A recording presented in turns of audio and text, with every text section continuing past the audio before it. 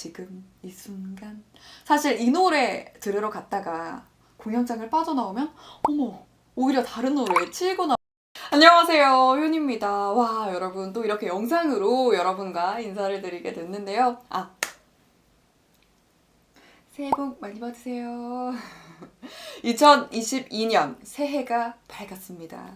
저의 새해 목표는요, 우선 제가 너무너무 사랑하는 연극, 뮤지컬, 리뷰를 더 열심히 하는 거고, 최근에는요, 제가 고등학생들을 대상으로 뮤지컬 지킬의 나이들을 강연을 하게 됐어요. 첫날에 강연을 하러 갔더니 교육청 관계자분들이 굉장히 어른들이 정말 많이 계신 거예요. 이렇게. 근데 나중에 끝나고 담당자님한테 말씀을 들어보니까 그 중에서 가장 대빵 과장님께서 예전에 지킬의 나이들을 이미 봤었는데 제 설명을 듣고서 그제서야 제대로 이해를 할 수 있었다면서 너무 뿌듯했고, 그래서 또 한편으로는 유튜브로도 꼭 찍어야겠다고 생각을 했습니다. 지킬의 나이드 시리즈 영상으로도 찍었잖아요. 자, 그래서 여러분 오늘은요, 지킬의 나이드 리뷰로 만나보도록 하겠습니다. 지킬의 나이드는요, 너 지킬의 나이드 볼래? 누군가한테 이런 말을 했을 때 아니요? 저는 아니요? 이런 답을 거의 못 받는 그런 작품인 것 같아요. 제가 스토리부터 또 넘버들, 관람 포인트들 쭉 짚어드리겠습니다. 물론 스포는 없고, 그리고 또 내돈내산 컨텐츠라는 거, 학생들 강연을 해주려면 또 이번 시즌을 봐야 하잖아요. 바로 보고 왔죠. 자, 일단 여러분 지킬의 나이드와 관련해서 우리가 짚고 넘어가야 되는 것들부터 짚어봅시다. 일단 첫 번째는요, 원작. 뮤지컬의 초연은 미국 텍사스 주에서 1990년대에 했는데요. 그거보다도 훨씬 더 전에 원작인 소설이 있었습니다. 이 소설이 세상에 태어나고부터 정말 수많은 문학 작품들 또는 영화들, 연극, 뮤지컬들 정말 수많은 것들이 파생이 되었는데요. 그 중에서 하나가 바로 이 뮤지컬 지킬의 나이드죠. 그리고 또 정작 뮤지컬 지킬의 나이드가 외국보다는 우리나라에서 훨씬 더 유명해졌어요. 그 이유는 우리가 정말 수많은 뮤지컬들이 있지만 뮤지컬들을 딱 반으로 나눠서 갈라보자면 논 레플레카, 또 레플레카가 이렇게 두 가지로 나뉘는데, 논 레플레카는 오늘 이야기를 해보는 지킬의 나이드, 그리고 레베카 등이 속하는 작품들이에요. 이 지킬의 나이드를 저기 다른 나라에 가서 봤을 때 무대가 똑같을까? 달라요. 논 레플레카는 다릅니다. 극본이 조금씩 다르거나 또는 의상이 다르거나 연출이 조금씩 달라요. 이렇게 각 나라의 정서에 맞춰서 조금씩 다르게 표현을 하는 게 논 레플레카고, 레플레카는 시카고, 킹키부츠, 노트르담 드 파리, 우리나라랑 다른 거는 그냥 영어고 한글이고 이것만 다른 거. 이게 바로 레플레카라고 생각을 하시면 될 것 같아요. 한국에서의 초연은 2004년이었는데요. 8번째 시즌으로 돌아왔습니다. 자, 다음은요, 여러분. 지킬의 나이드의 시대상. 작품에서도 정확하게 연도를 이야기를 해요. 1888년. 당시 영국은 빅토리아 시대였어요. 굉장히 잘 살았고, 또 영국에서는 영광스러웠다 라고도 표현을 하지만, 또 한편으로는요, 빛과 어둠의 시대였다 라고도 표현을 합니다. 왜냐, 그 당시에 잘 살았던 사람들, 잘 나갔던 사람들은요, 그 당시 성직자들, 그 당시 교사들, 그 당시의 귀족들은요, 사람들을 굉장히 하찮게 보고 아래 것들, 약간 이런 느낌.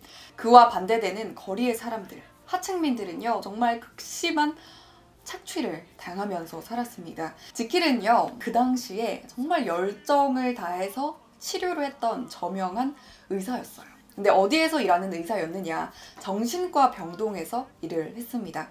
지킬은 그 사람들을 고치기 위해서 정말 수많은 노력과 연구들을 했는데, 지킬을 바라보는 지킬의 친구들이나 이사회의 눈빛은요, 별로였어요.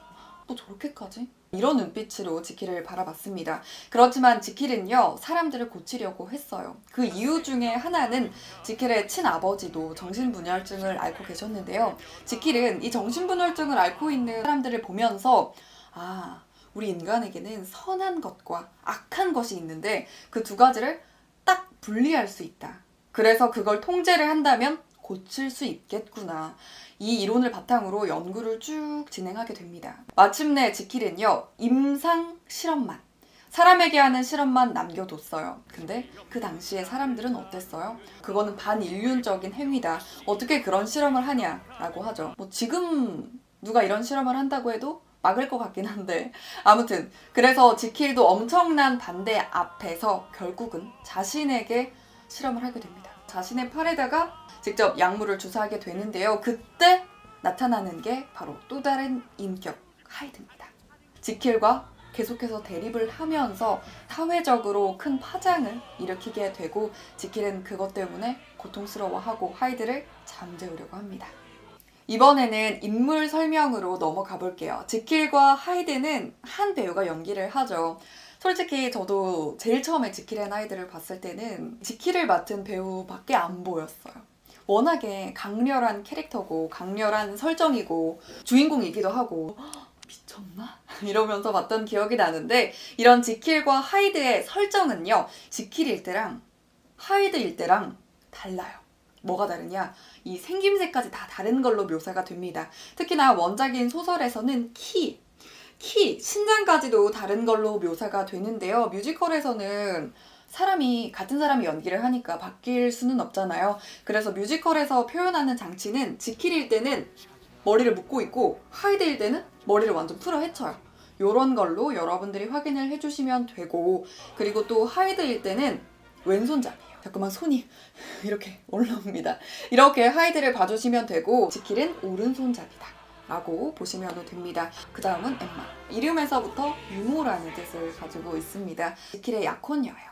지킬과 결혼을 해야 되겠다 라는 마음을 먹자마자 내가 이 남자랑 살기에는 되게 평탄하고 그 당시에 귀족들처럼 편안하고 이런 걸 기대하지는 않았어요. 엠마가. 지킬이 하는 연구를 지지를 했고 지킬이 하는 일을 오히려 도와주고 지킬의 안식처가 되어주고 싶었던 엠마예요. 걔도 실제로 엠마에게 많이 정신적으로 의지를 하고 반면 루시는요. 런던에서 일을 하는 클럽의 무용수였어요. 사실 말이 무용수지. 사람들이 막 때리기도 했고 루시를 마음대로 막 추근덕대고 그랬어요. 루시는 사람들에게 대접받는 거, 존중받는 거 그게 뭔지를 몰랐습니다.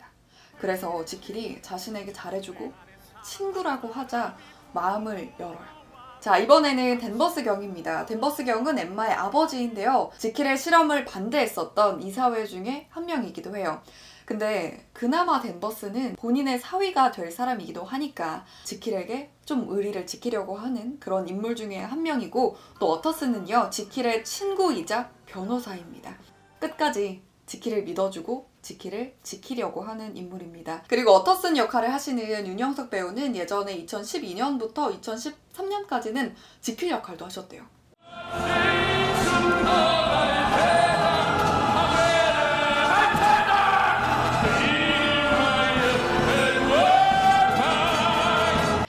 이번에는 작품의 주요 넘버들을 알아보겠습니다. 시라노, 드라큘라, 웃는 남자 등을 작곡한 프랭크 와일드혼이 만든 곡들이에요. 우리나라에서 가장 유명한 뮤지컬 작곡가죠. 파사드는 1막 초반에 나오는 곡입니다.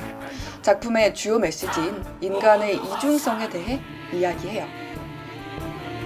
그건 선악일까 뭐가 옳은 걸까 우린 알 수 없어 다시 또 가면은 그게 바로 인간의 이중성 지금 이 순간 이 실험을 끝낼 사람은 나밖에 없다는 결론을 내린 지킬. 이사회의 반대에도 스스로 실험을 이어나가겠다는 의지를 표출하는 곡입니다.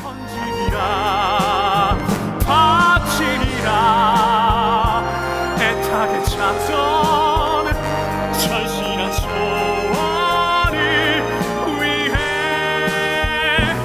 살아 숨쉬는 강한 느낌 아기가를 감기 냄새로 얼라이브는 깨어난 하이드가 부르는 곡입니다. 지킬과 같은 몸을 쓰지만 전혀 다른 인격 하이드. 폭력적이고 본능적인 행동들을 보입니다. 루시나 엠마 넘버는 공개된 영상들이 너무 적어서 2013년 영상으로 보여드릴게요. 지킬 앤 하이드에서 가장 유명한 남자 솔로곡이 지금 이 순간이라면 여자 솔로곡은 바로 이 곡이 아닐까요? 루시의 삶은 그동안 폭풍같이 거대하고 아팠는데요. 이제는 새로운 인생을 살아가려고 합니다.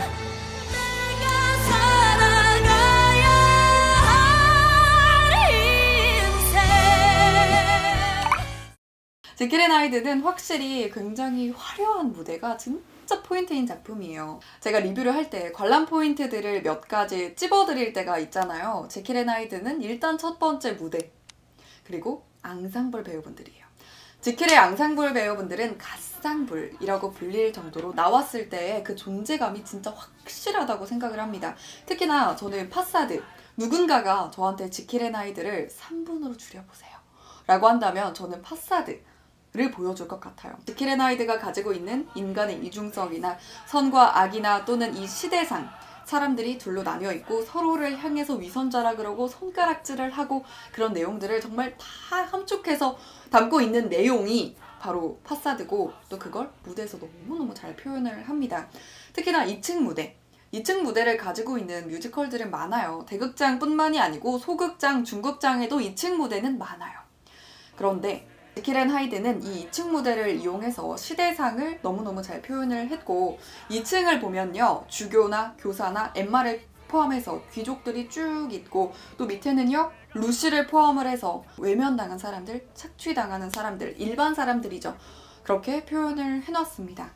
그리고 지킬 앤 하이드는 그냥 무대 위에 불을 쫙, 아예 그냥 불을 지를 정도로 무대를 굉장히 힘을 많이 준 작품이잖아요. 처음 제가 이 작품을 보러 갔을 때 실험실 보고 진짜 입이 떡 벌어졌었거든요.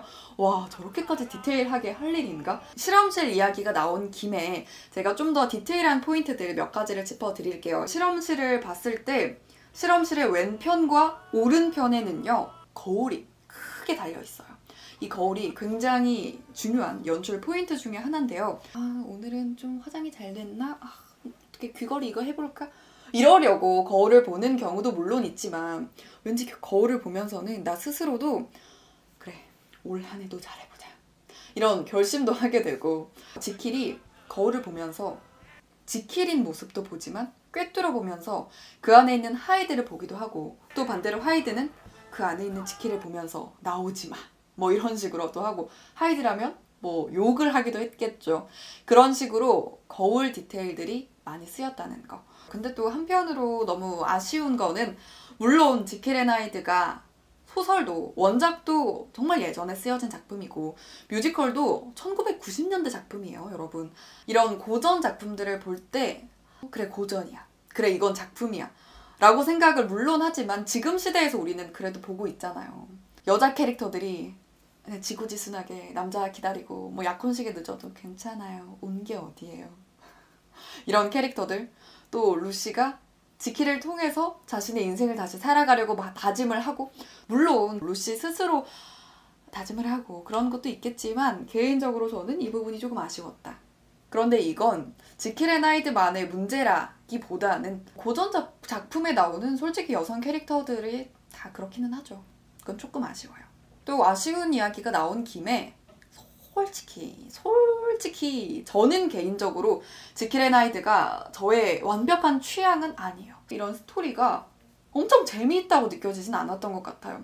선한 지킬이 나왔다가 또 하이드가 나왔다가 다시 지킬, 다시 하이드, 다시 지킬이 나와서 하이드를 억제하고 싶고, 또 하이드가 나와서 다시 지킬을 물리치고 싶고, 이런 내용이 반복이 되다 보니까 저는 막 여러 번까지 지킬 앤 하이드를 제가 재관람을 하지는 않는 것 같아요.